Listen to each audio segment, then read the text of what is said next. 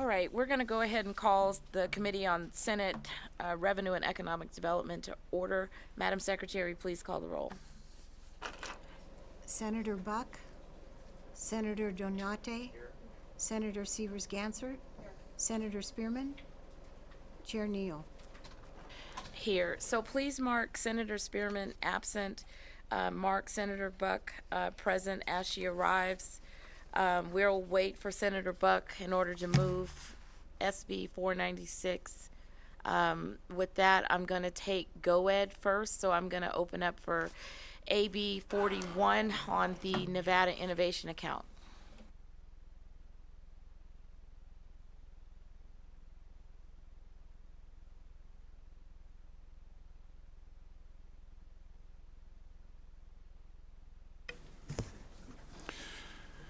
Good afternoon, Chair Neal and members of the committee. For the record, my name is Bob Potts. I'm the Deputy Director with the Governor's Office of Economic Development. Joining me today to discuss AB 41 and the Nevada Innovation Account are two of my colleagues, Karsten Heise, Senior Director for Strategic Programs and Innovation, and James Hum, Director of Public Policy and Government Affairs. With that, I am going to turn the mic over to Mr. Heise, as he is GoEd's resident expert on technology company formation and growth, and will provide a brief overview of this proposed bill. Thank you. Thank you and good afternoon. My name is Karsten Heise. For the record, I'm with GoEd. Let me be brief. The goal of AB 41 is to strengthen the formation and growth of technology-based small businesses in the state, in particular those which are being formed or have been formed recently. In other words, Nevada startups and early-stage high-growth companies and highly scalable small businesses will be the beneficiaries of this bill. Because of the stage of their respective development, these companies are small and have very limited resources, and are therefore really crucially dependent on an external environment in order to secure those very resources that they are short of, which are essential to their businesses, but accessing these resources are often beyond their control. Hence, in order to strengthen those startups, those early-stage high-growth companies or highly scalable small businesses, we really need to strengthen the environment in which they operate, and that is addressing weaknesses in their support structures. So when you hear that acronym entrepreneurial ecosystem, this is exactly what we are talking about. We're trying to strengthen components of that ecosystem. So that's really the rationale for AB 41. So we are targeting gaps in these essential support structures with dedicated programs to fill those shortcomings. And as a side benefit, we also, through this, trying to catch up with other states where these programs have been in operation for some longer periods of time. Maybe also note that this bill does not contain a fiscal note, so that's important. And but with this bill, we are creating a framework and a mechanism so that we will be able to participate in a more targeted fashion in increasing federal funding opportunities that have been made available recently, and you have been witnesses to that. For example, a National Science Foundation, regional innovation engines under the CHIPS Act, or most recently the EDA tech hubs. Now, Madam Chair, I can take you through the bill, or you can take it to Q&A. I would leave that up to you. Can just go through the bill. It's not that long. Madam Chair, absolutely. So let me just highlight a few sections. Section 2 sets out the definitions, terminologies of this bill. Section 3.4 allows for gifts, grants, donation, federal allocation to be deposited in the Nevada Innovation Account. As I mentioned previously, we would therefore have now a vehicle in place to actively seek federal grants comprising technology startups and development of the entrepreneurial ecosystem. As I mentioned, as examples are under the CHIPS Act, the NSF regional innovation engines, or the EDA tech hubs. Section 4 allows for GoEd to utilize a GoEd-created nonprofit corporation. It's a corporation for public benefit. This would be Nevada Battleborn Growth Escalator, Inc., which was formed, was created by you, the legislature, through AB 17 of the 2015 session. This nonprofit, as you may know, currently operates the State Small Business Credit Initiative and would therefore be the organization of choice given the objectives of this bill. Section 5.1a allows for the establishing a competitive research and development grant program to support startups and early stage high growth companies with basically to develop technologies with strong market potential and addressing market gaps in Nevada. The state of Colorado, Iowa, Massachusetts, for example, has similar programs, but there are also other programs in other states. It's very important to note that eligible companies have to be very small, not more than $2 million in combined financing, grant revenue, or grant funding or revenue within the 3 years immediately preceding the application to this program, and shouldn't have more than 10 full-time employees. We are following here the federal definition of very small businesses, that is up to 10 employees. Section 541B allows for the establishment of a Small Business Innovation Research, or SBIR, matching program. SBIR is often called America's Seed Fund, and the matching program here would amplify this highly successful federal grant program. Such programs exist in about 33 other states, most prominently in North Carolina, which takes back to 2005. Here with this program, we would match the SBIR Phase 1 grant or contract that's been awarded by the federal agencies to technology-based, very small businesses. Section 541C allows for the systematic support of organizations operating accelerators and incubators. Examples you've probably seen in the press is Startup NV or Generators, which we work with, and this bill would provide a more systematic mechanism to continue and broaden the support for such organizations. Section 5.1D allows for the creation of an internship program for NG students in the fields of computer science, business engineering, and science. Members of this committee, some members of this committee are also members of the Interim Finance Committee. You passed basically allowance us to use Attorney General funds last year in October, and to operate a talent retention program with UNR and UNLV. This portion here in this bill would broaden this program and take it to sustainability. And with that, I would take any question that you may have. Committee, any questions? Senator Gansert.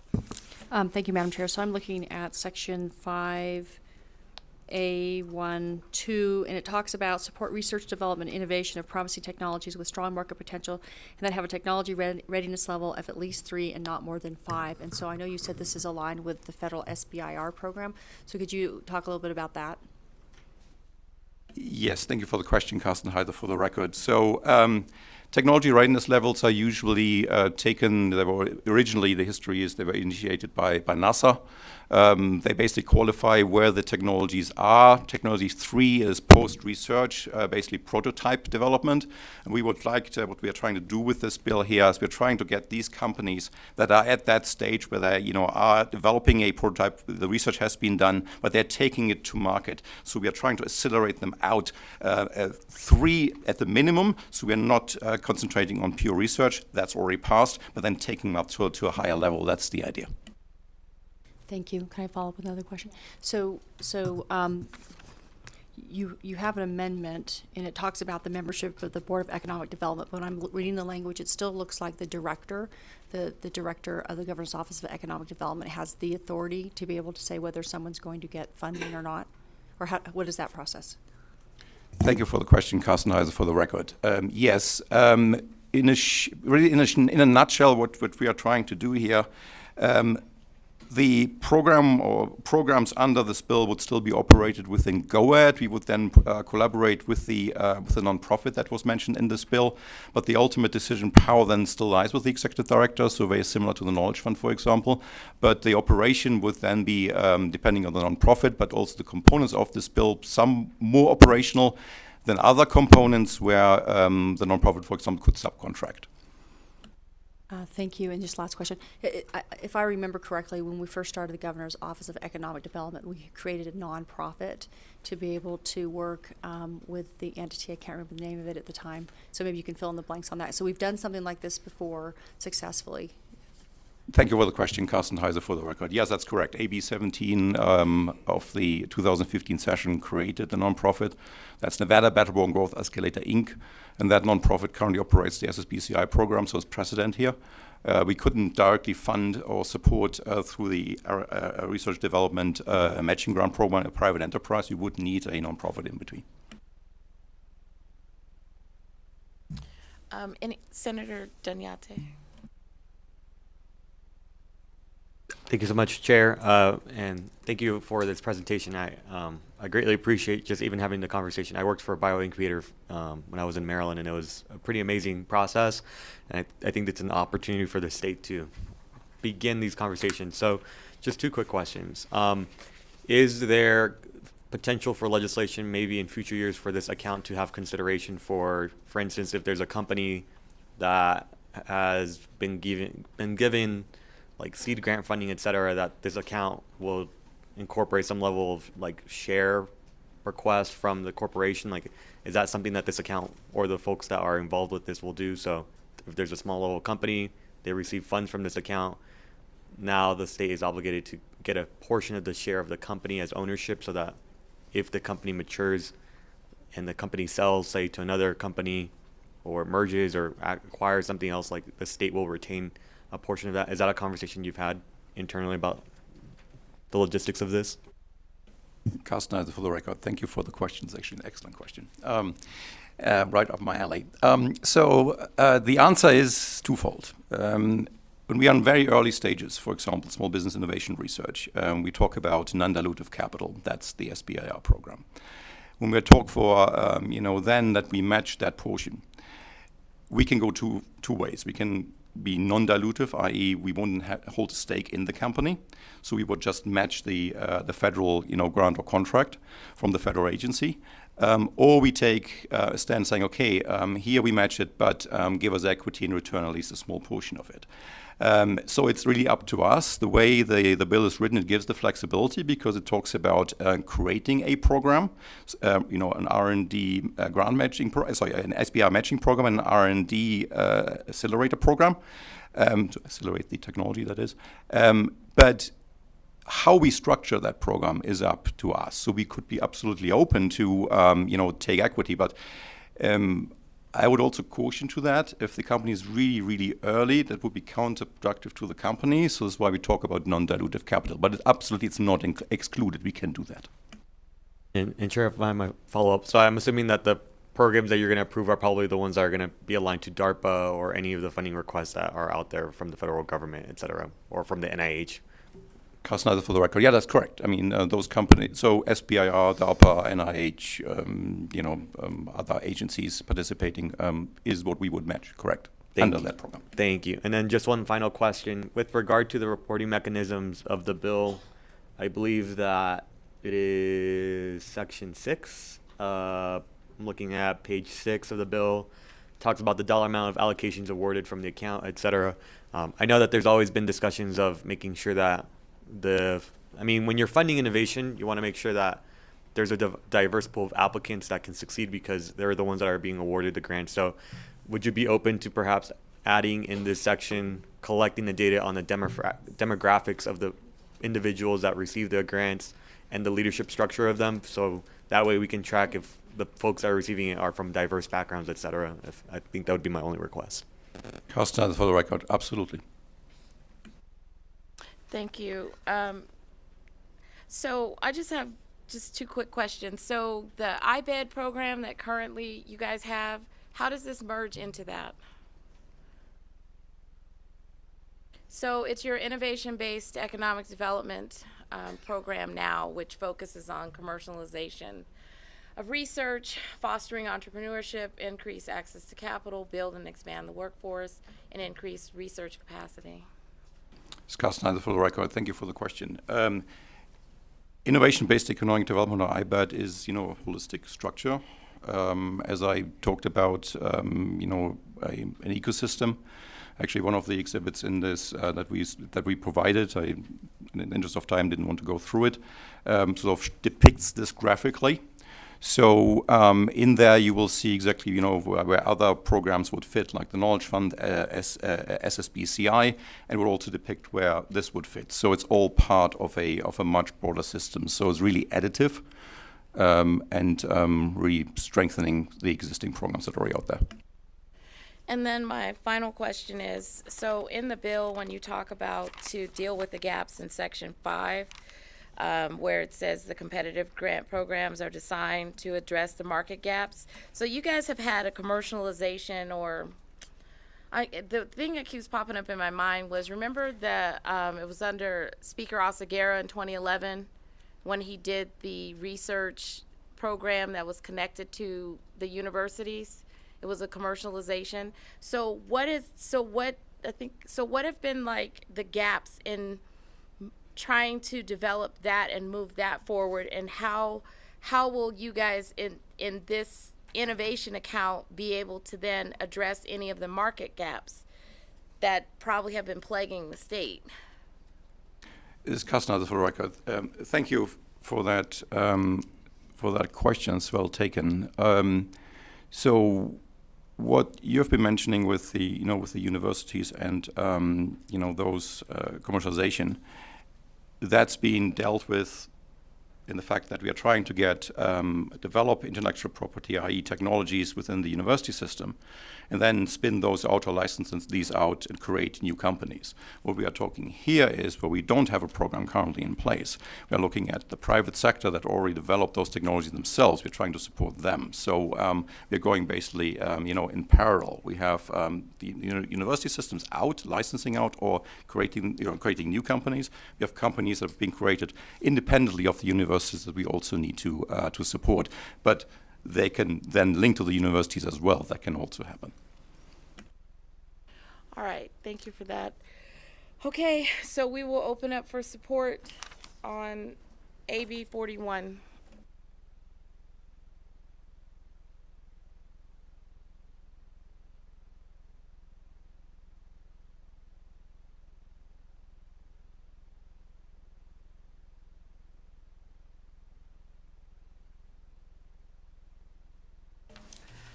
Good afternoon, Chair, members of the committee. Nick Vanderpool with Flynn Judici Government Affairs, representing Northern Nevada Development Authority.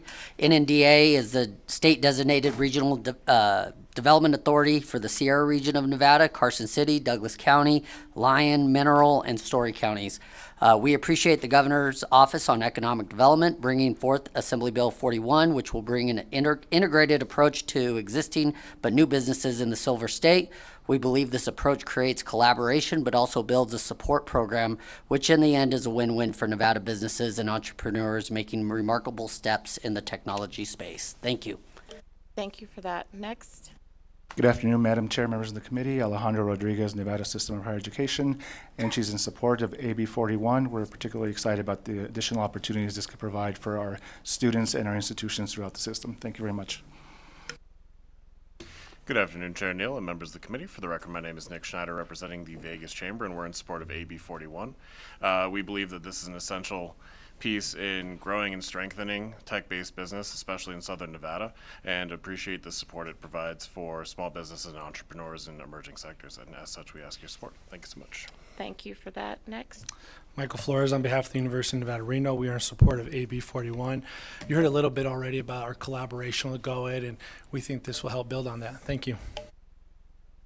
Madam Chair and members of the committee, Kanani Espinoza on behalf of the University of Nevada, Las Vegas. Through UNLV's Office of Economic Development, Blackfire Innovation serves to accelerate innovation in early startups. We look forward to the continued partnerships with GoEd and the community, and we urge your support on AB 41. Thank you. Thank you. Next. Good afternoon, Madam Chair, members of the committee. Anthony Ruiz with Nevada State College. Happy to support this bill and what it does to build out our innovation ecosystem. Thank you very much. Thank you, Madam Chair. Mindy Elliott with Career Nevada. We just want to say ditto. We appreciate the Governor's Office of Economic Development for introducing this bill. Thank you. Thank you for that. Is there anyone else? I don't see anyone in Vegas. We'll go to the phone lines for support for AB 41. If you would like to testify in support of AB 41, please press star 9 now to take your place in the queue.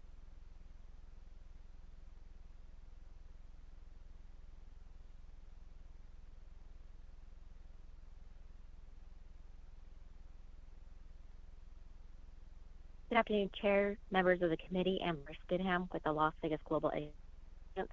We are also the state-designated regional development authority for the greater Vegas area. We also support AB 41 as it works to create more adaptability within the startup economy, which supports the scalable entrepreneurship endeavors. Ultimately, though, we support this measure because we believe it enables an environment that better allows for innovators and visionaries to develop new technologies and excel. Thank you.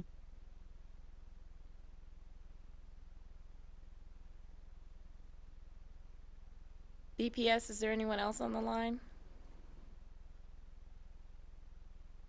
One moment, Chair.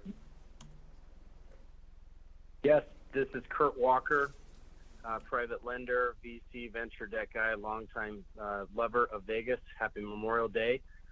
We're in support of this bill. We absolutely believe that this is critical in our efforts to bring exited founders who are calling us, along with other funds and other groups, to the state, along with federal support that can help the innovative process that happens with startups. And we believe this state can become absolutely one of the top markets for innovation and entrepreneurship. Thank you.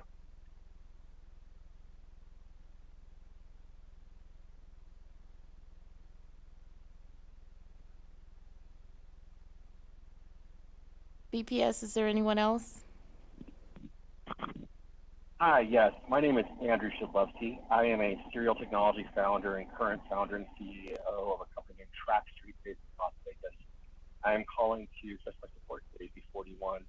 I am currently working to put various projects in place to help pull together parts of the Las Vegas ecosystem and that of the technology and search media across Nevada, and believe very strongly that this provides a strong foundation to accelerate the growth of our community.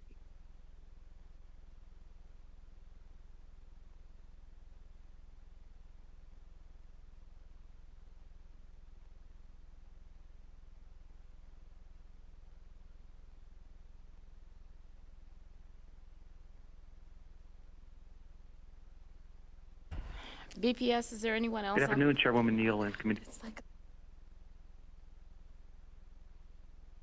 Good afternoon, Chairwoman Neal and committee members. For the record, my name is Joshua Levitt. I'm the founder of a few Vegas startups and Tech Alley, which is a nonprofit that brings the tech and startup communities together in Vegas and in Reno. And I'm speaking on behalf of myself in support of AB 41. Just really want to quickly share that Las Vegas was recently listed as the top pre-IPO startup city in the nation in the 2023 Crowdfund Capital Advisors Annual Report, which is a big leap. I think last year we were ninth, which is quite amazing.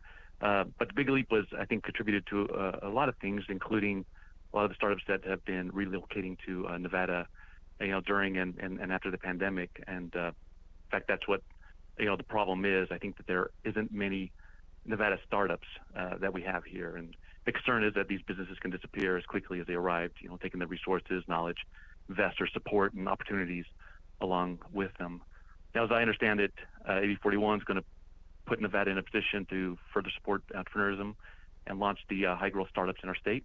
The ability and opportunity to grow homegrown startups, scale-ups, and unicorns is one of the most important things I believe the state can provide. Just to share, as far as I'm aware, there's only a handful of incubators and accelerators in Nevada. In comparison, I found a 2015 Texas Business Directory that had over 103 incubators alone, with 61% focused on high-tech fields.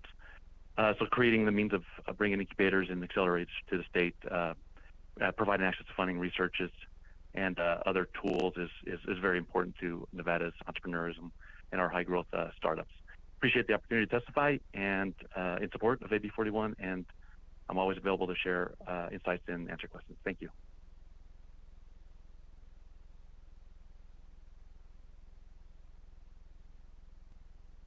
There are no callers choosing to testify at this time.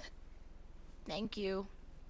So we will go to opposition for AB 41. Is there anyone in Carson City in opposition to AB 41? Anyone down south for AB 41 in opposition? We'll go to phone lines, BPS, for opposition. If you would like to testify in opposition to AB 41, please press star 9 now to take your place in the queue.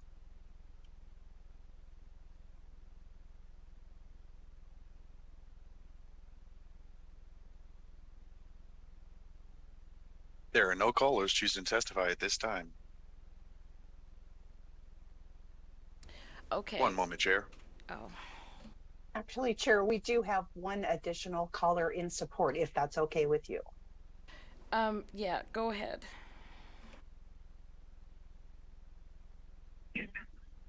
Hi, my name is Rosalie Bingham with Regenerative, a nonprofit, fourth generation Nevadan here.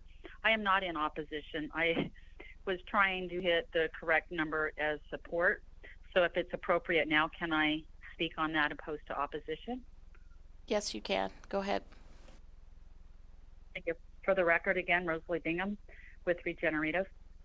I am excited about this bill. I think it's a long time coming.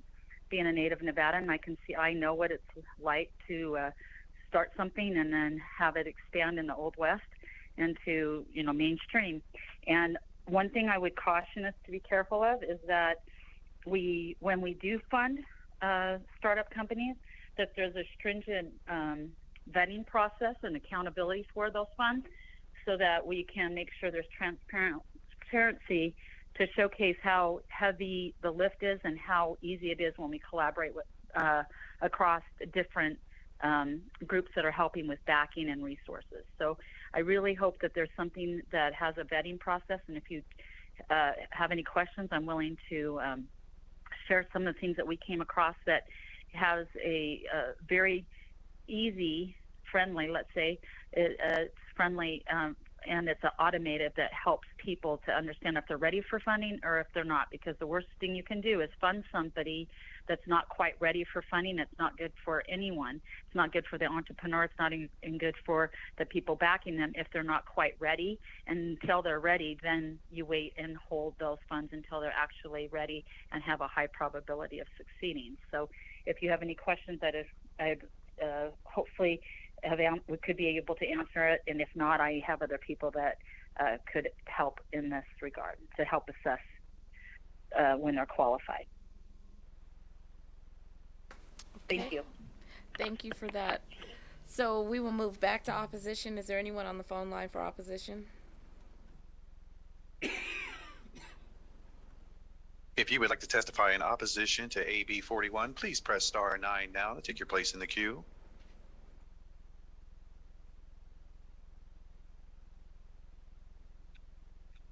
There are no callers choosing to testify at this time. Okay, so we will go to neutral for AB 41. Is there anyone in Carson City in neutral? Seeing none, is there anyone on the phone lines in neutral? If you would like to testify in neutral for AB 41, please press star 9 now to take your place in the queue.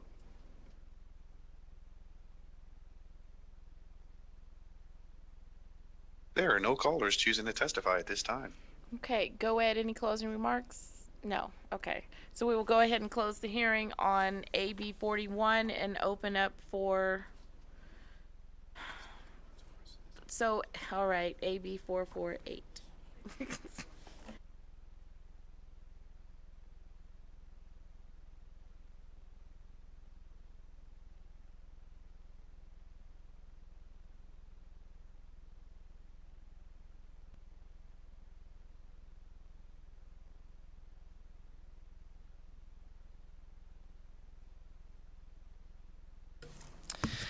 Thank you, Madam Chair, members of the committee.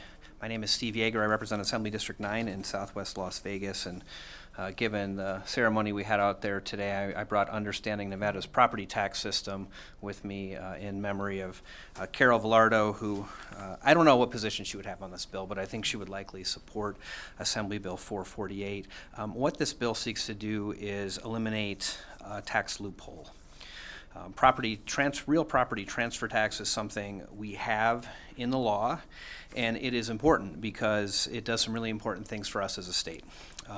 Proceeds from the tax go to local governments, the Affordable Housing Trust Fund, school district as well, and some to the state general fund. In this upcoming biennium, it is estimated that the tax will generate $241 million, or 2.1% of the general fund revenue. So what is this bill attempting to do? This bill is attempting to eliminate a loophole. There have been some high-profile transfers of real property, particularly in the Las Vegas Strip area recently, where folks have not done anything illegal, but they've been very creative in the way that property is transferred. And usually that comes in the way of a company setting up a subsidiary or an affiliate and then transferring the property there, which there's an exemption in the law for that, so there's no property tax, real property transfer tax that's paid.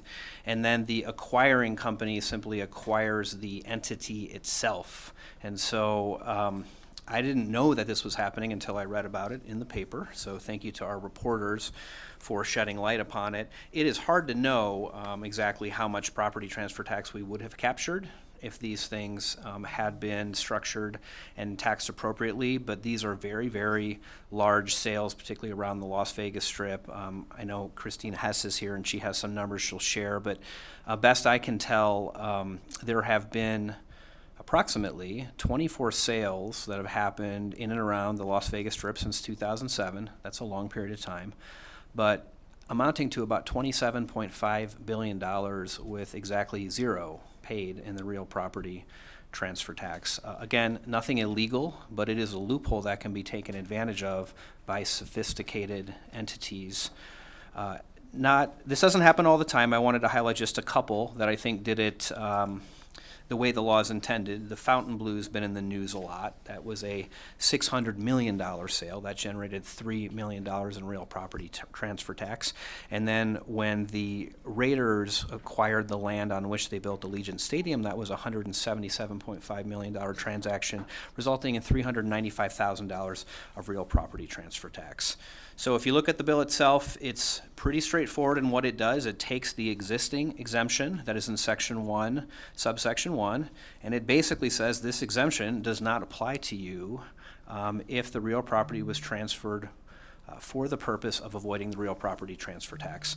In terms of how this would actually play out in real life, county clerks are the ones who would be making this determination, and I would anticipate the Department of Taxation would come up with regulations around this about how it's to be interpreted and applied.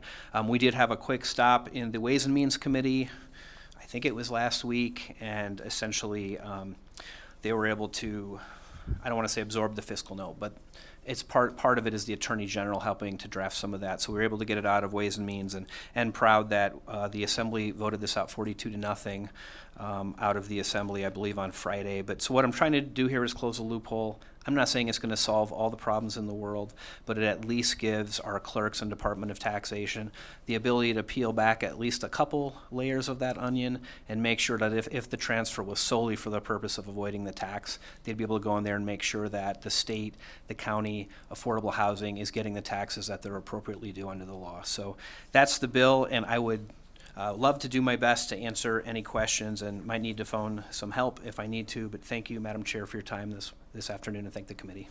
Thank you. Any questions? No, I think it's fairly simple. I don't know how you're going to prove it, but it doesn't matter.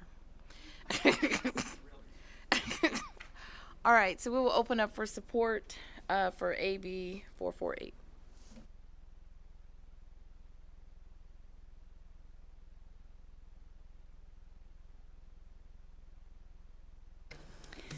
Good afternoon, Madam Chair, members of the committee. For the record, my name is Christine Hess, and I'm the Executive Director for the Nevada Housing Coalition. The Nevada Housing Coalition is a statewide nonprofit to promote and advance affordable housing. Thank you for your leadership, Speaker Yeager. I'm here to express the coalition's strong support of AB 448. The real property transfer tax plays a critical role in making good projects happen, affordable housing that the market cannot and does not build. There are multiple recipients of the distribution, and one of those is the low-income housing with 10 cents per $500 value, or fraction thereof, to be distributed into the account for affordable housing. As many of you have heard before, to build affordable housing requires financing expertise and a capital stack that's a lot like lasagna, many layers of different funding sources coming together. Most of these funding sources come from or through the federal government in the form of grants, loans, or tax credits, and as such have very strict compliance components. With the costs of labor and land showing no signs of slowing here in Nevada, on top of supply chain issues and inflationary pressures, nearly all affordable housing projects are in need of a flexible funding source to close the gap and bring quality affordable housing projects to completion, our Account for Affordable Housing, or State Affordable Housing Trust Fund. Annual RPTT collected and utilized for affordable housing varies, but the past 5 years it's ranged roughly from $6 to $10 million. Every year these funds are exhausted as the Housing Division funds the gap for affordable housing projects to close.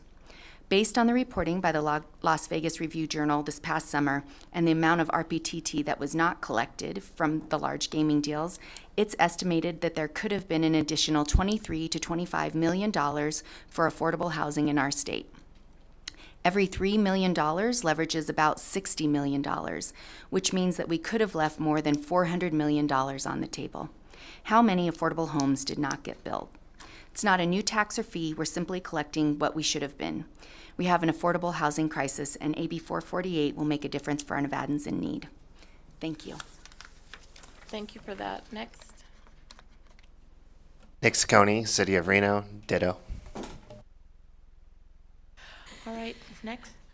Thank you, Madam Chair and members of the committee. Ariel Edwards with Nevada Hand. We would like to echo the comments made by the Nevada Housing Coalition and thank the Speaker for his work on this bill. We urge its passage. Thank you. Okay, thank you for that. Is there anyone else in support? Seeing no one down south, we'll go to the phone lines. BPS, is there anyone on the phone line in support? If you would like to testify in support of AB 448, please press star 9 now to take your place in the queue.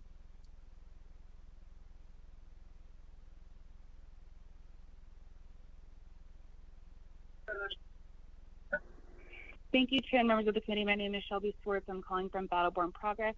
We are in strong support of AB 448. The real property transfer tax plays a critical role in making good projects happen, such as affordable housing, and this will make a difference for Nevadans in need. Thank you so much. Thank you for that. Is there anyone else on the phone line? There are no callers choosing to testify at this time. Okay, so we will go to opposition. Is there anyone here in Carson City in opposition of AB 448? Seeing no opposition, is there anyone on the phone line in opposition? There are no callers choosing to testify at this time. So we will go to neutral for AB 448. Is there anyone in Carson City in neutral? Is there anyone on the phone lines? The public line is open and working. There are no callers at this time. Speaker Yeager, would you like any closing remarks? Okay, then. All right, so we will go ahead and close the hearing on AB 448 and open up for AB 62.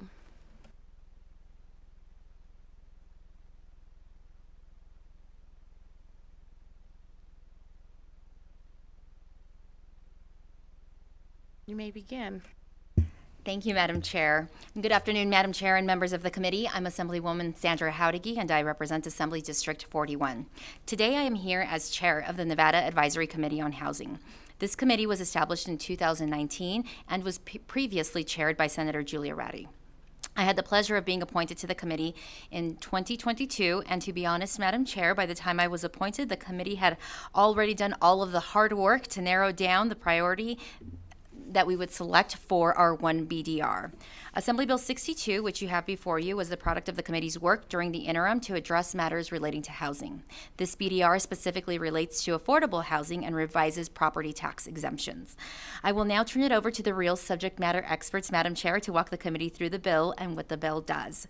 Madam Chair, when we are done with our presentation and questions, if it is okay with you, I would also like to invite Dylan Shaver to the table to walk the committee through a proposed amendment, which I have agreed to accept and consider a friendly amendment. Thank you, Madam Chair. I will now hand it over to Ms. Christine Hess. Good afternoon, Madam Chair, members of the committee. For the record, my name is Christine Hess, and I'm the Executive Director for the Nevada Housing Coalition. Assembly Bill 62 revises existing statute which allows for a property tax exemption on qualified low-income housing projects. It's currently done solely through one source, money appropriated through the Federal Home Investment Partnership Act, or home funds. AB 62 will streamline the financing of affordable housing by allowing 5 other sources of funding to trigger the property tax exemption. This is not an expansion of the property tax exemption, but rather an expansion of the sources of funds that trigger the property tax exemption. At this point, Madam Chair, would you like me to walk you through the bill or give a higher level summary? A higher level summary. Thank you. The 5 additional funding sources that are proposed in Assembly Bill 62 include low-income housing tax credits, the state account for affordable housing trust funds, federal housing trust funds, Section 811 federal funding, and HUD 202 program. Those first 3 I mentioned, the state affordable housing trust funds, the federal housing trust funds, and low-income housing tax credits are very commonly used in affordable housing. The last 2, Section 202 and 811, less so, but definitely do still play a part. So it typically takes 5 or more sources of financing for affordable housing development. The home funds proportionately represent a very small part of the capital stack. And they're important, but their real significance comes in the property tax exemption that it triggers. So what this means right now is we're seeing home funds sprinkled into all projects, right? This isn't going to change what's already happening, but they're sprinkled into all projects, so they're not being used as effectively as they could be. Our state, we utilize our home funds primarily to trigger the property tax exemption, which is absolutely critical to maintain ongoing operations of a project that has rents that are below market rents for 30 years or more. So other states might use their home funds for rental assistance or security deposits, other eligible housing uses. So not only are we streamlining this process, but we're also freeing up home funds to be leveraged by our communities differently. And just to give you an idea of what the home fund allocation looks like from HUD, in 2022, $4.6 million went to Clark County, $750,000 to Henderson, $2.6 million to Las Vegas, $1.6 million for the city of Reno, and $3 million to the housing division to cover the balance of state. And of course, these home funds are also subject to congressional approval annually, so they are at risk. If at any time Congress cuts this program, it would essentially halt affordable housing development in our state at this point. The original intent of using home funds to trigger the property tax exemption was that the home program required a local financial match, and the exemption served as that match. Since the original law was enacted, our communities can meet the home match requirements in other ways.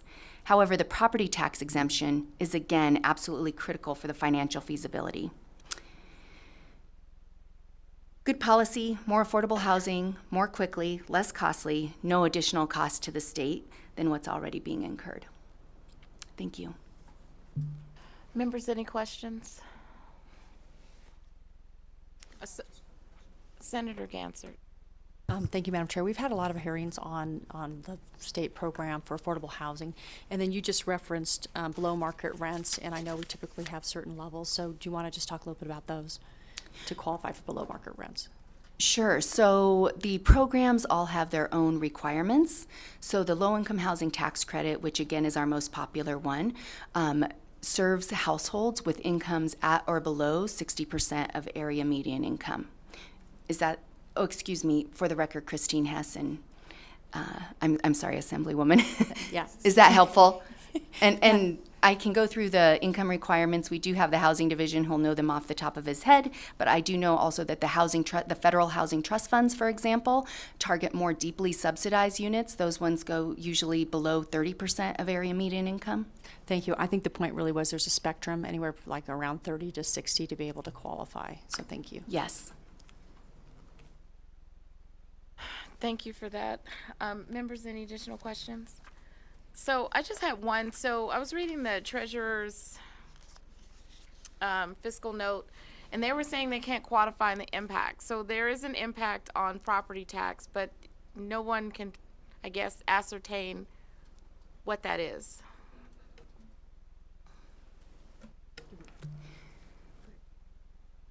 Thank you, Christine Hesse, for the record. mean, do it's a you holiday. know? So it would be difficult to quantify. Of course, it depends on our affordable housing production and preservation. However, what I can tell you is pretty much every project that's been built, the last 6,000 units at least, have had a property tax exemption because they, again, have some home funds in them. Thank you for that. So, because it's the way I understood it, so let's say you have like a 30-year period on it, that after that 30-year period is over, then doesn't the property tax revert back to that local jurisdiction? So, I didn't, how many, so that was a concern when I heard about this bill during the interim, but I want to know, like, what was the actual local impact on the revenue that they expect to receive or revert back to them? Because now there will be no reversion. Good afternoon. For the record, Mindy Elliott with Nevada Housing Coalition. Thank you for the question, Senator Neal. And it really is a blended solution. I think from the standpoint of getting to your quantifying your question, many times when there's an affordable housing project, they have the 30-year, cradle to grave that you have a low-income housing tax credit that's applicable. There's also a time at the 15-year mark that an organization could go in and they could do a rehab to the project, which extends the life of the low-income housing tax credit applicability. We have seen in Northern Nevada that there is a 0 to 30 year, the project fell off and it became a market rate project. That project, because they chose not to continue on with the 30-year applicability, extended it after 15 years, whatever, or 20 years, that project then became a regular property tax market rate project. So it depends on the nonprofits that, for the most part, are building today. They intend to keep those projects affordable. The issue is they do have the choice of whether or not to maintain that property tax exemption, but they also have to commit to keeping those rents at or below market rate. Okay. All right. So who's going to discuss the amendment?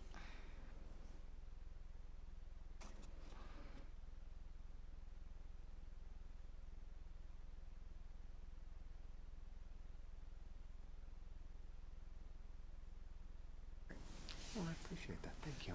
It's my first time. Thank you, Madam Chair, members of the committee. For the record, Dylan Shaver here today on behalf of the City of Las Vegas. Before you and on Nellis, we have proposed an amendment to Assembly Bill 62 that the majority leader was gracious enough to accept. And before we go any further, I'd like to point out the City of Las Vegas does support the bill as drafted. What we did was we asked the majority leader for help finding a vehicle for the concept I'm about to talk to you about today, and she, as I said, was kind enough to accept it. So our proposal is to just expand existing authority granted to municipalities and counties by NRS 278C, which allows these municipal entities to create tax increment zones to fund certain improvements for the benefit of the community. We are adding the uses of that particular tool to the, we are adding to the list of applicable uses of that tool the concept of transit-oriented development. The City of Las Vegas is uniquely situated amongst municipalities in that the city is entirely landlocked.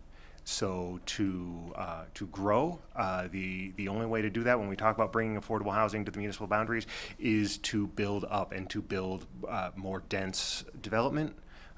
For affordable housing, these are naturally going to be more dense anyway. The challenge then becomes one of infrastructure and transportation, right? When we add density to something like the East Charleston corridor, the roads were not designed to support that. And so really to truly flourish, the idea of transit, of moving the people who are going to live in this area around to the economic opportunities the city may provide, as well as sort of housing them, need to develop at the same time. Again, this amendment that you see before you just allows the city to engage in that sort of work, and does so simply by adding some definitions to a tool the city already has at its disposal. We have worked with many stakeholders on this throughout the session, though I do believe that showing up with it today might have been a little bit of a surprise, and I apologize for that. But we believe this is a fairly straightforward change to address what is a critical problem, not just in the city of Las Vegas, but across the state. Thank you for that. So, she's not here. Any questions from the members? Okay, so I have one. So in the amendment, you're tacking on to, so this has the tax increment district, and then, because I remember this from government affairs, because I served on there forever. You have your water projects, and then you added multifamily housing, and then in the amendment under 278C.140, you added affordable housing project as defined in 278-0105. So talk to me about that being rolled under 278C. Absolutely. So certainly under 278, we go pretty deeply into affordable housing there. This allows 278C increment financing districts under 278C are just very narrow in their scope, and so we wanted just to ensure that the authority we have to engage in some sort of these things carry over when we establish these districts pursuant to 278C rather than pursuant to some other mechanism. So my next question is, talk to me about 278C.260 in the application to this language. So in 278C.260, this is the limitation upon revenue from taxes from ad valorem is not applicable. So it says the allowed revenue from taxes ad valorem is then determined pursuant to 354, etc., but it doesn't apply to tax increment areas. So the way I read that, your ad valorem is not capped in regards to what you want to use these uses for. And I don't know if fiscal can address that or you can address that. I'm going to do a little bit of research right here real quick, but if, thank you, Madam Chair, again, Dylan Shaver for the record. If fiscal has an answer at the ready, I would certainly entertain them. So far as I know, NRS 278C.260, we have to remember that provision applies generally to anything that any improvement we do under this chapter, and we would not envision it affecting us any differently for these uses either. Okay, well, do you have a? Maybe. Okay, well, I'll give you time on that maybe. Let me ask one more question then. Okay, so talk to me about the crossover of this amendment language to 279.425, which is the current affordable housing language for the redevelopment piece. So are you saying that now for the city of Las Vegas, they will now be able to use tax increment under 278C for affordable housing and then in addition to 279.425? Thank you, Madam Chair, for the question. Yes, redevelopment area is sort of a separate agency that the city sets up and backs. Under 278C, local improvements are just a little more streamlined.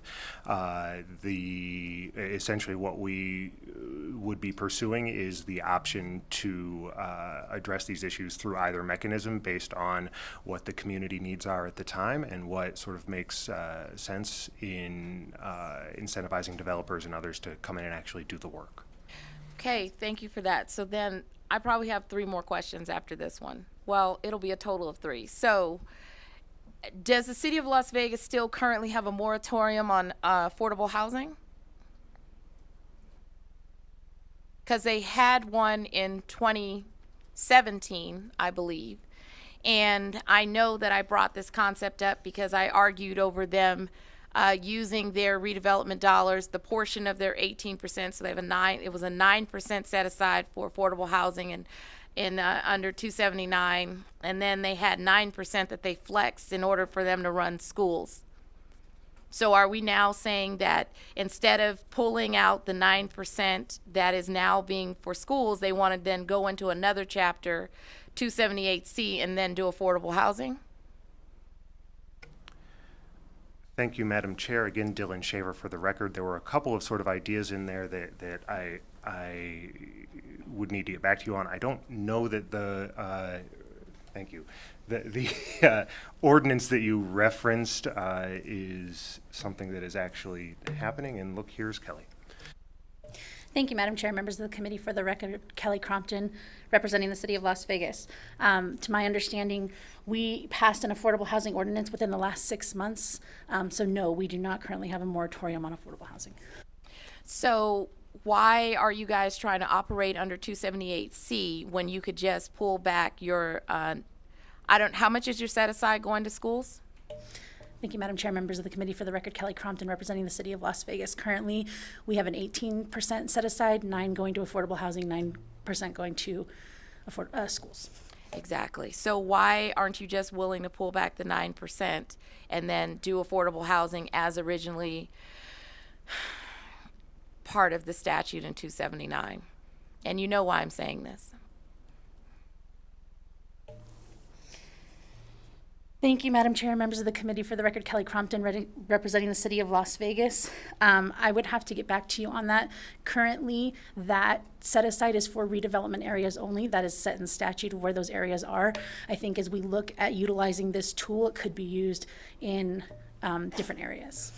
And then my final question is, are you aware that it's my understanding this language, this particular amendment was attempted in AB 10, but that bill died?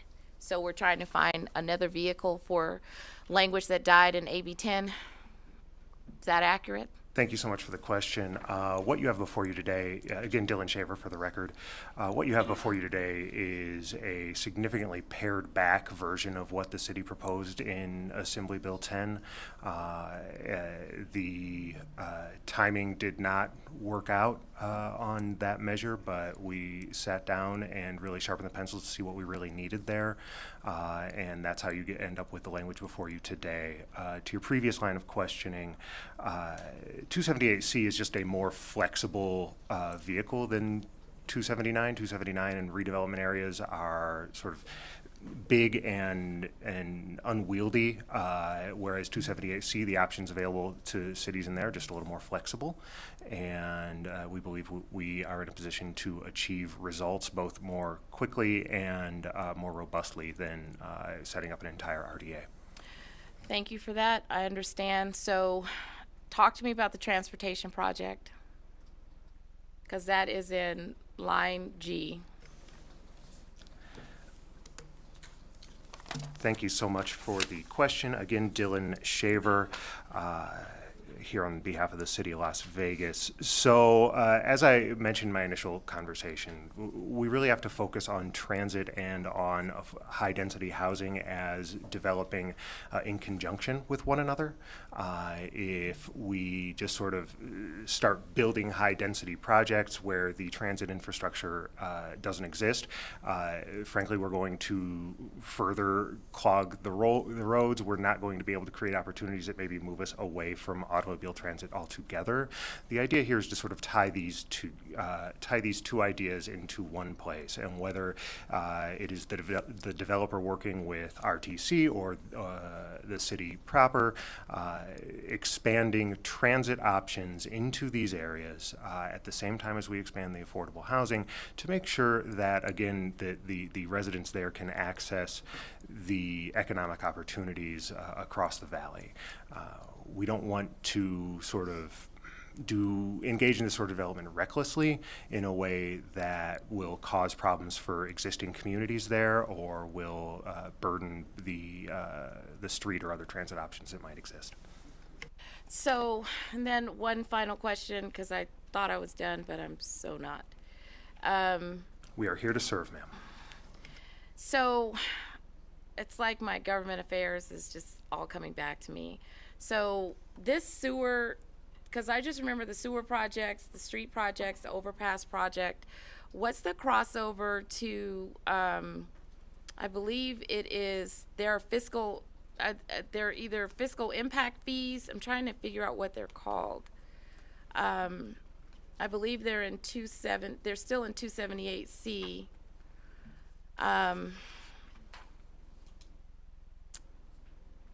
Is there an overlap to those fiscal impact fees?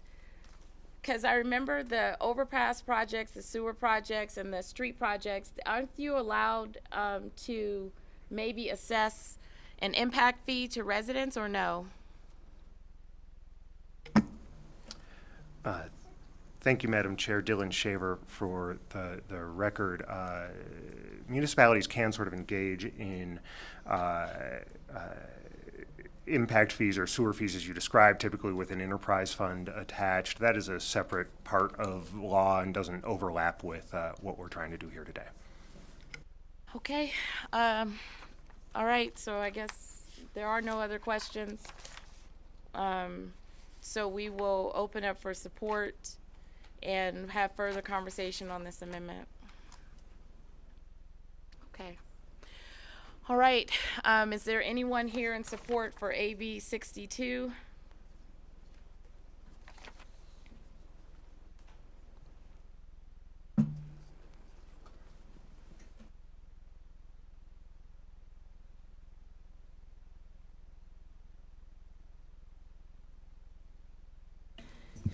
Thank you, Madam Chair, members of the committee. For the record, my name is Ariel Edwards, Director of Government Relations for Nevada Hand. Assembly Bill 62 modernizes property tax exemptions for affordable housing. Currently, an affordable housing project must utilize home funds, which results in an inefficient utilization of home and added time and cost for an affordable housing project. The proposed language in AB 62 will add other regulatory funding sources to trigger a property tax exemption for an affordable housing project. Affordable housing is a critical issue across our state, and ensuring its availability has far-reaching positive effects on our communities. It is essential to consider the long-term cost of not having this bill in statute. The development community and affordable housing community has worked hard on the proposed language to remove as many barriers as possible to the development of affordable housing within our state. Thank you so much for your time. Nick Ciccone, City of Reno, for the record. Thank you, Madam Chair, members of the committee. I just want to say that this bill will reduce some of that administrative burden that we go through the Home Consortium in order to give out those home funds to the projects, just so that they can qualify for the property tax exemptions.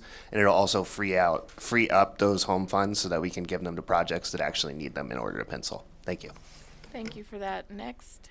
Thank you, Madam Chair, members of the committee. Nicole Rourke, representing the City of Henderson. We're also here in support of AB 62, and we like the provision that actually extends the time to which those units will be affordable. We're also supportive of the amendment presented to you by the City of Las Vegas. Thank you. Thank you for that. Next. Good afternoon, Madam Chair and members of the committee. For the record, Mindy Elliott with Flynn Judici Government Affairs. Today representing the Reno Housing Authority, the Nevada Rural Housing Authority, the Southern Nevada Regional Housing Authority, and we very much appreciate your hearing this bill and the sponsor of the bill, and we are in support as we work so hard to try and develop affordable housing projects throughout the state. And I think that this tool will be utilized, and you'll see the benefits as projects come online. Thank you so much. Thank you for that. Anyone else in support in Carson City?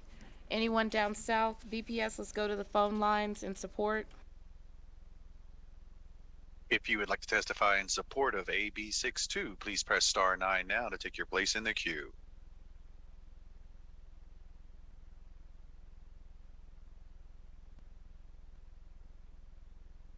There are no callers choosing to testify at this time. Okay, so we'll go to opposition for AB 62. Is there anyone in Carson City in opposition? We'll go to the phone lines. Is anyone in opposition for AB 62? There are no callers choosing to testify at this time. Okay, so we'll go to neutral, AB 62.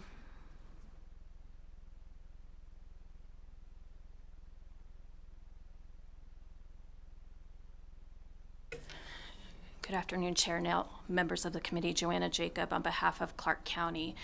Clark County was neutral on the original bill without the amendment. We worked with Assemblywoman Howergy on this in the interim, and knew about it and worked with her in a collaborative way.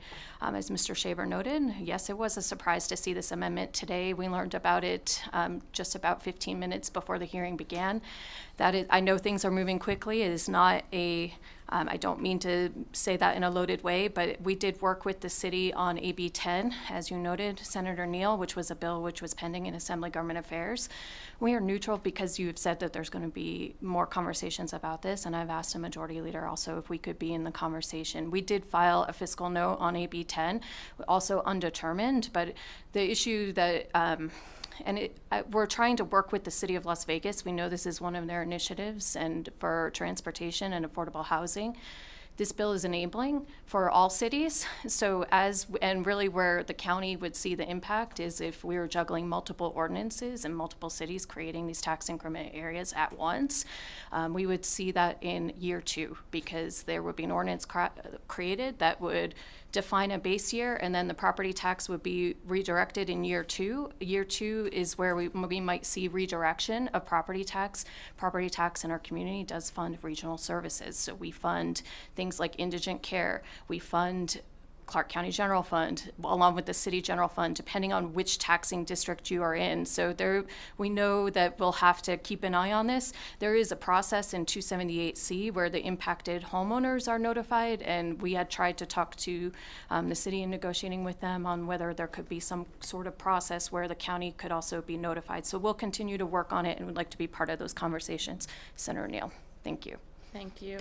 Is there anyone else in neutral in Carson City? So we'll go to the phone lines. BPS, anyone in neutral? There are no callers choosing to testify at this time. Okay. Would you like any closing remarks on AB 62, Majority Leader? I will just quickly, Madam Chair, but thank you. Assembly Bill 62 was the product of our work on the Nevada Advisory Housing Committee, and I'm very supportive of the measure and happy that that was the policy issue that we decided to move forward with. Obviously, housing is a big issue this session. By freeing up home funds for other use, like you heard my co-presenter, Ms. Christine Hess, say, these projects will still qualify for the property tax exemption, but allow the use of home funds for other needs like rental assistance and other types of assistance. And I do want to thank the committee for allowing the amendment to be heard as well. Whenever we talk about housing, I think any opportunity to see if there's other policy issues that we can move forward that would help benefit affordable housing is worthy of a discussion. So knowing that I had a vehicle, I was open to letting them, again, present the amendment to allow the discussion to continue. Not only will it help with affordable housing, but in my conversation with one of the city council women, one of the things that really pushed me to help bring it forward was that she said that these opportunities have been done in other jurisdictions and most recently in Texas, and it has really helped them in curing the homelessness problem that they faced. So thank you, Madam Chair. Okay, thank you for that. So we'll close the hearing on AB 62. And now we will open up for the work session on SB 496.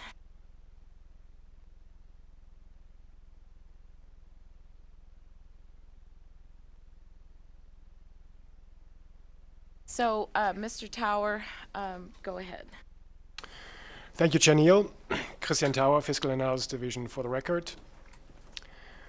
Senate Bill 496 revises provisions relating to the film industry. The work session document is uploaded in Alice and accessible to the public. The bill is sponsored by Senator Lang. It was heard in this committee on May 16th. Senate Bill 496 creates 2 new film infrastructure tax credit programs for the Las Vegas Media Campus project and the Summerlin Production Studios project. The bill also amends the existing non-infrastructure tax credit program for films in current law. And I will not go ahead and read out the work session document, which has 3 pages and provides a summary of the bill as introduced.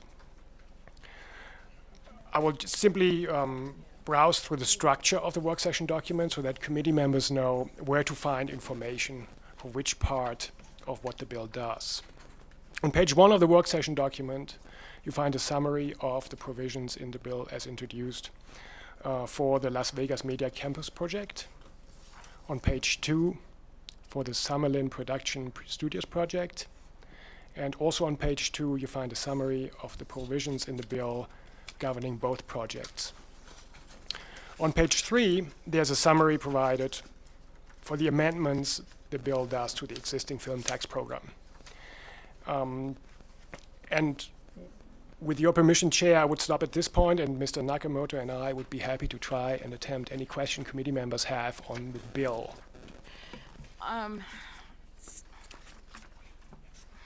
Any questions on the work session document? There's some other comments that need to be made, but so you guys see all the amendments. There's still further conversation that needs to happen on the DEI.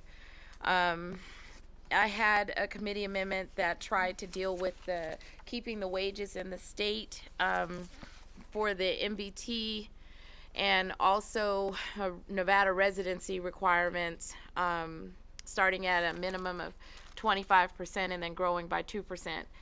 This bill it has a lot going on, but we still have to continue to work on amendments for one cohesive amendment in order to meet the needs of what is best for the state. And so if there's any questions, ask now, but my motion is going to be to amend and re-refer without recommendation.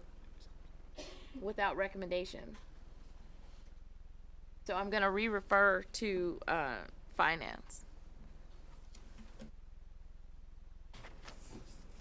Yeah, thank you, Madam Chair. So I'm looking at your amendment, and it has, the entire amendment's going to be amended into this, or just something related to So there are DEI? portions of it. I still need to have conversations with the sponsor. I want the DEI stuff, I want the MBT stuff, and I want the Nevada residency. So when we heard the bill, we heard a lot from the film groups that part of the component that didn't happen, I guess, successfully in the 2017 program was making sure that Nevada residents could participate in any production that comes here for below the line, and that they would be allowed to work, right? So we want to try to get that right in terms of the residency, knowing that we don't have a full film crew, but at least allowing to build up to the 50%. The MBT has to be a part of it. I was trying to make sure that some of the wages stayed in the state instead of them all walking out of the door. One of the conversations that has been had about film was that they come here and then the wages leave, and then we don't capture any of it. And that's not in advance to our interest as a state to host an industry and then not get any direct benefit from the wages or allow our employees to work. And so I know in the original bill they had like a 60-day residency window, but we want to make sure, like I was looking at some other language around, what's a bona fide versus someone who comes in for 60 days and then gets residency and then they become a qualifier. But I think there's more work to be done. There's just been a lot going on. This bill is a lot. Thank you, Madam Chair. So I'm looking at the amendment that you proposed, and you were talking about what we learned was below the line employees versus above the line, right? And so so I guess I'm looking at the language that talks about like lead or significant supporting actors. It looks like the general ensemble cast, main storyline, subject matter. That there may be some requirements around that, and I don't know that we've really talked about that or heard that before. And so when you say that you want amend and do pass, are you amending this into it, or are you just passing it as is with these still as proposed amendments? So they would still be proposed amendments that I want to continue to work on. The only one that we're really going to amend into this right now will be the technical amendment that's in the work session document. Okay, I'll look at that. Thank you. And then the DEI came from the Oscars website. But Mr. Nakamoto? Thank you, Madam Chair. For the record, Michael Nakamoto with the Fiscal Analysis Division. The technical amendments that Senator Neal or the Chair is referring to are actually not in the work session document, but it is a document that is in Nellis and is actually in the room here, and the members should have, that says Summary of Proposed Amendments to SB 496 prepared by the Fiscal Analysis Division, dated May 29th. And I will walk through these. These are primarily technical amendments that staff discovered as we were going through the bill itself.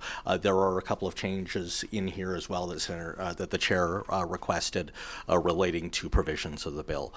So the first one is in Section 12, subsection 1. And this deals with the ability for Zone 1 to apply for credits.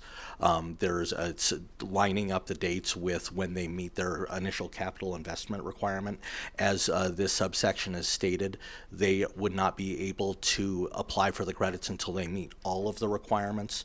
But because the bill gives the authority for Zone 1 to start receiving credits as soon as that initial capital investment is made on or before December 31st, 2027, the technical amendment would be to allow them to begin to apply for the credits as soon as they meet that requirement, rather than having to wait until the end to get those lined up. Section 12, subsection 9, that would be proposed to be deleted. Those are the refundability provisions for the credits, and that was requested to be removed at the behest of the chair. Section 16, subsection 1, paragraph C, and then section 36 kind of go hand in hand. Upon our review of the bill, there was not language in the bill that provided a sunset if Zone 1 never met the initial capital investment requirement. So basically what this is saying is, in that event that does not occur, then the Zone 2 credits would expire by limitation, or there could not be an approved application for any of the Zone 2 credits on or after June 30th, 2048. And then the sunset date would follow 10 years after that. And then in Section 36, it moves that 26-year window after the Zone 1 meets that initial capital investment requirement to 30 years, just to give some additional time in case there are delays in getting these applications approved. But then it has companion language to go with that to say that if Zone 1 never makes that initial capital investment, then the provisions of the bill expire by limitation on June 30th, 2058, or 10 years after the deadline for Zone 2, in the event, again, that Zone 1 never makes that capital investment requirement. Then the next amendment to the proposed amendment to the bill is in Section 16, subsection 2, and this is the CPI adjustment for Zone 1 and Zone 2 that would begin in FY 2031. This amendment would propose to delete that. Then in Section 16, subsection 4, after the calendar year in which the credits are issued to the production company rather than the 6-year anniversary date, and that's consistent with other tax credit programs, that they expire on December 31st rather than the anniversary of the date that they are issued. And then in Section 21, subsection 8, this is the this change to the bill would make the existing tax credit program refundable as well, and then that mirrors, this would be deleted to mirror the deletion of the similar provisions in Section 12, subsection 9. And then in Section 22, this is the existing language for the current tax credit program for what is now be the non-infrastructure credits. There's a technical change. The way it was drafted, there was not any language that would switch the base calculation, which goes from 15% to 30% for the 20-year period that is listed in the bill. It did not have language switching it back to 15% after that 20-year period expired. The amendment here would put that language in so that it does switch back. So that's the summary of the amendments on this particular sheet here, and if there are any questions, I'd be glad to answer them. Thank you.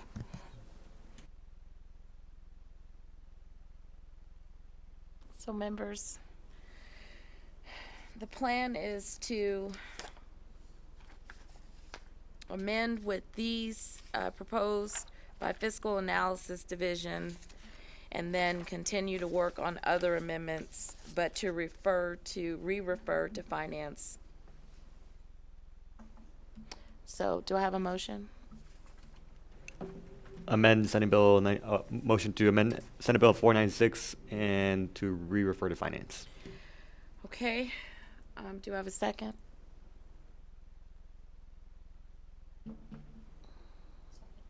Second, Senator Gansert.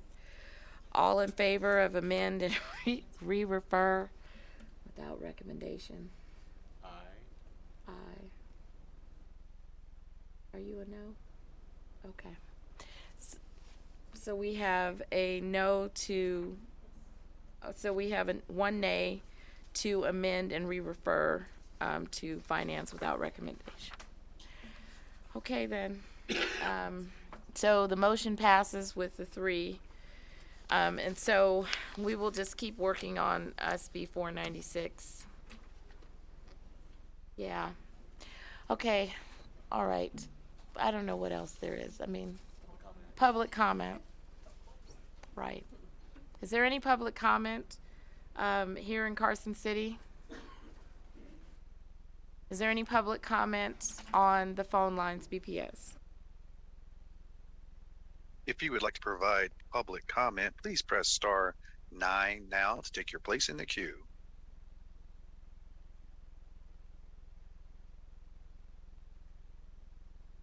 There are no callers choosing to testify at this time.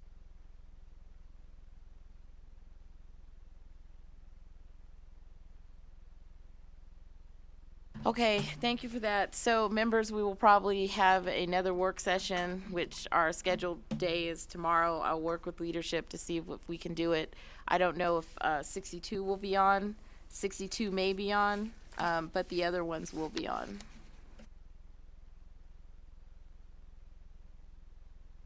Meeting's adjourned.